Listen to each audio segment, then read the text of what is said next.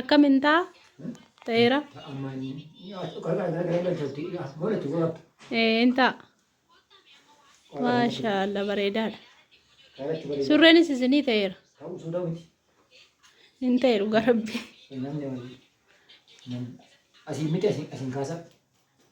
Achiin hin kaasa ishi. Ijoolleetti na agarsiisa.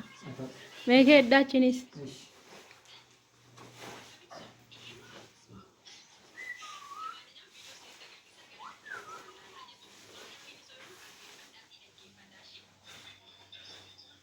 Waaw namni kollottaa isa gad deebisaa. Isa seeni.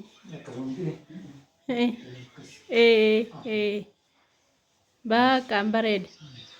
Sanqee yerootti keessa meekeeppii kan barmeettaa keessa ofirra ka'a.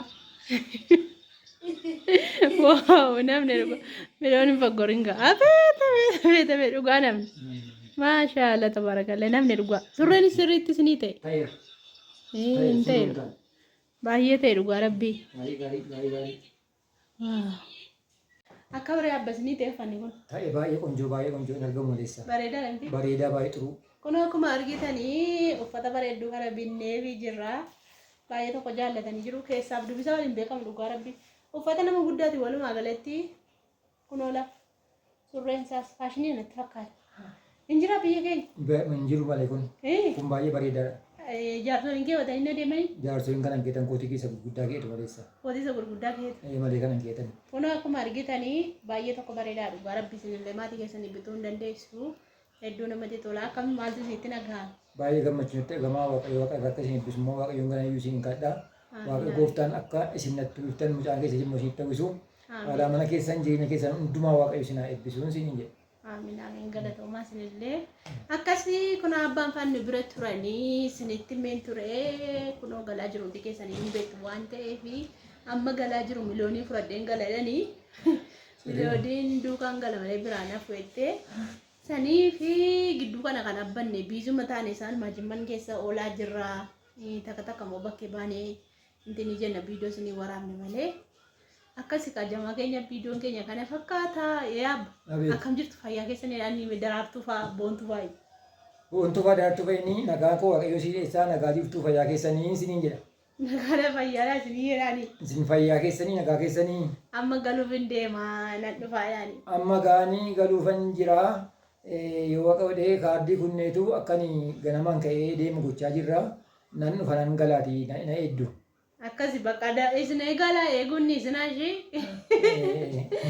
Akkasii itti tolee jira abbaan fan gammadanii jiru Finfinnee yeroo jalqabaatiif dhufa waan ta'eef akkuma beekamu kunoo nu dubbisuu dhufanii amma bakka itti tolee siitti tolee namti Finfinnee. Baay'ee tole maleessa. Bareeddudha Finfinnee. Baay'ee bareedaa.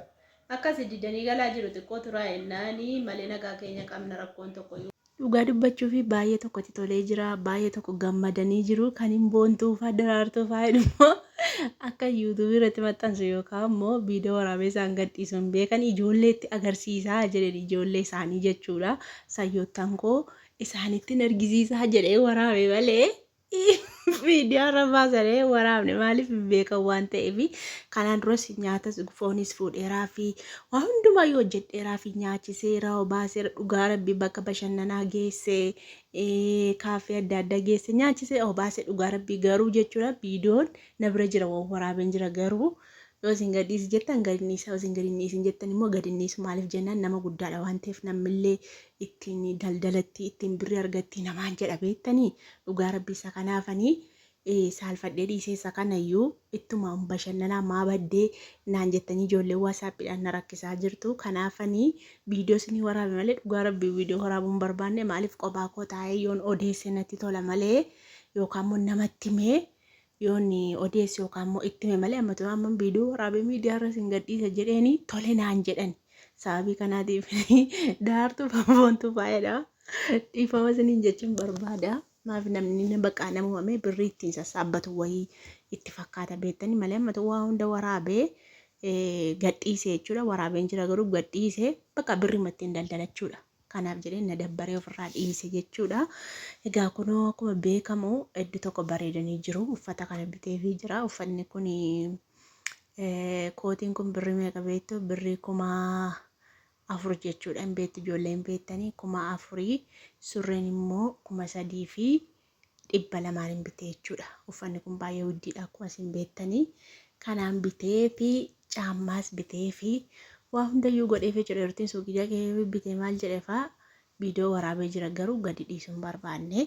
Kanayyuu sanumaaf jedhee maa badde ijoollee naan jettanii jedheetanii keessaas ni deebisaa hin jiru. Namni yerootti nama bira taa'u manni keenya kun asiif asii ammayyuu gabbaanaa naasaa jira malee asiif asii manni bakka itti fuula baafattee haasoftu hin qabdu.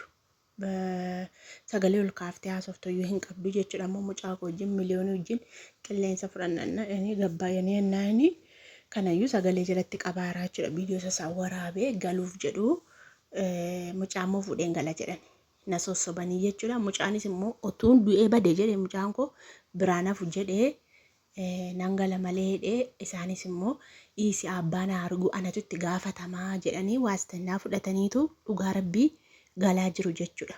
Mucaa koo erguun barbaanne maaliif sila barumsa isaarraa ceesisee barumsa isaarraa raakuteen fidee mitiire amma immoo fuudheen galaani mucaadhuma fuuchuun dhufee achumaan waan itti keessa jirtu baruun dhufe malee inni immoo mucaa koo argadhee jennaan ani ittiin dubbadhu ani mucaa koo ijaan arguu barbaadaa jedhee naan jedhan malee itti deebiis dhiisis naan jedhan akka fedha keetii amantii ofii jechuun lubbuu ofii jechuudha waan ta'eef innis amantii isaatiif didee atis immoo amantii keetiif didde waan ta'eef akkasumatti nagaa buusaatii mucaan bakka barbaade adaquu isa biras adaquu si biras immoo haa dhufu mucaa hirraan dhowwinnaan jedhanii dhugaa rabbii waamee kanatti haasa'anii na gorsanii viidiyoo waraaba jedhee sodaadhe dhiisee san waraabne dhugaa rabbii malee jechuun na gorsanii waamee kanatti haasa'anii mucaa fudhanii galaa jiru.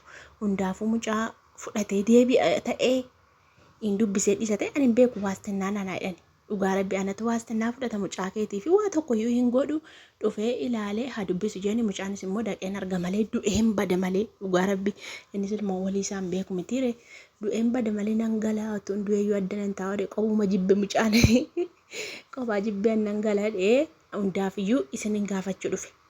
Amma mala naa mala dhugaa rabbii dheengaddayyuu ijoollee baay'eenii koomentii irratti namaa waa mari'achuun namatti dubbachuun dhugaa rabbii bakka namni sammuu namarra bal'aa qabu hin jiramtee namni waa haasa'ee namaa hiikuu hin jira. Dhugaa rabbii dheengaddayyuu gaaffii isin gaafadhee haa dhufanii dhiisii argii maal si godhus biyya seeriin jiraatan ijoollee baay'ee yaada babbareedaa naa kaasaa turtanii jechuudha. Ammas yaada keessan hin barbaade mucaa kana duukaa ergumoo dhowwadhu. Dheengadda mana barumsaarraa kutaa ilaalaa mana barumsaa gidduu ta'e ijoollee keenya dhugaa rabbii sababii abbaan na duraa dhossaa jedheefanii mucaa kana fudhadhee dhufe. Amma immoo isaan mucaadhaaf jedheen dhufe. Anatu waastinnaadhaaf barumsarraa ceesiftee anatu waastinnaatti fudhata mucaa kee fuudhee hin deemu dhuftee fudhatta yookaan immoo anuu siif hin fida bakka keessanii bakka koo hin himne man bakka hin jiru kana hin beekanii isaan laama dhufanii hin beekanii dhugaa rabbii bakka hin jiru kana tasa hin beekani. Dhugaa rabbii bakka akkasii jira eessadhama bakki kun yeroo isaan naan jedhan bakka akkasii jedhaman jedhaan dhugaa rabbii hin himne bakka hin jiru. Maaliif jenna hin beekan gaa ammasaa amma hombooleen jira arakiiloon jira markaattoon jira maaliif jedhe isuma fudhatu isaan hin himne jechuudha bakka hin jiru. Saniifi himuullee hin danda'an moobaayilii immoo moobaayilii ishee xiqqoo qaba. Viidiyoo waraabbatu jechuudhaaf lookeeshinii ergu jechuudhaaf moobaayiliin isaanii ishee xiqqoodha jechuudha. Kanaaf jennaani mucaa kanaa fuudheen gala waastannaa jedhan isaaf jedheen dhufee mucaa dubbisu mucaa mokonnaa fi diinan dubbisaa isheetti dhimma hin qabu jedhe waan ta'eef isaaf jechan dhufee waan ta'eedhaaf mucaa naa kenni fuudheen galee adubbisuu naan jedhan. Isinoo maal jettu mucaa kana kennumoo dhowwadhu? Mee maal jettu dhugaa rabbii?